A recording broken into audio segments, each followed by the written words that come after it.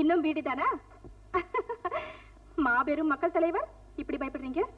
மக்கள் தலைவர் ஆனதுக்கு அப்புறம் தான் மக்களை கண்டாலே பயமா இருக்கு. ஏன்? என்ன சுத்தி இருக்கிற கூட்டத்தோட ஜாதகத்தை என்னால கணிக்க முடியல.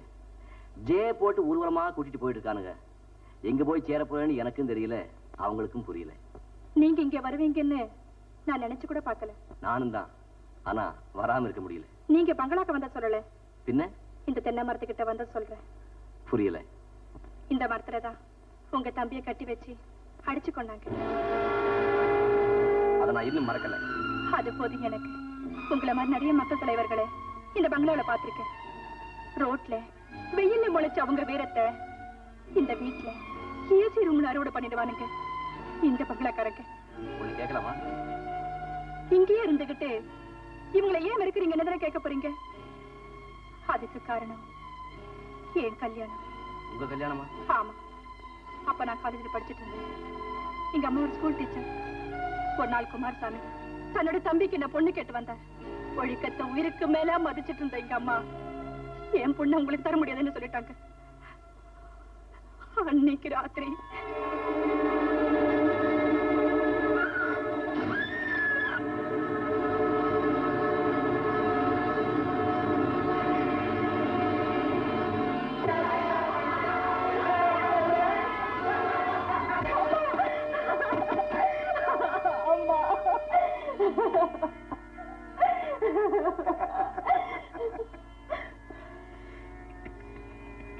அழக்கூடாதுமா.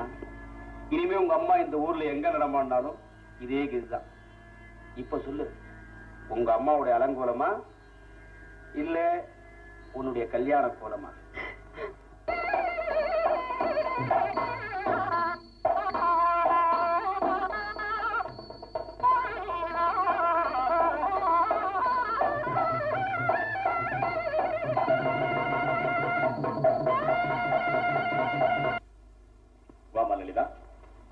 கல்யாணம் நல்லபடியா நடந்தது.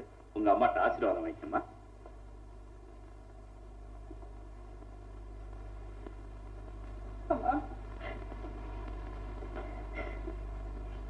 அம்மா,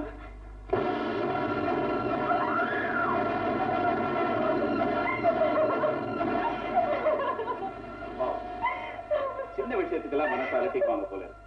மருந்த தின்னுட்டு மண்டையை போட்டேன். லலிதா, மன்னிச்சிடுங்க, உங்க பேரை சொல்லி கூப்பிட்டேன். பரவாயில்ல. ஃபர்ஸ்ட் நைட்லயே என் பேரை சொல்லி என் புருஷன் என்ன கூப்பிடல, வேற ஒருத்தன் தான் கூப்பிட்டான். இதுக்கு எப்படி உங்க வீட்டுக்காரர் சம்மதிச்சாரு?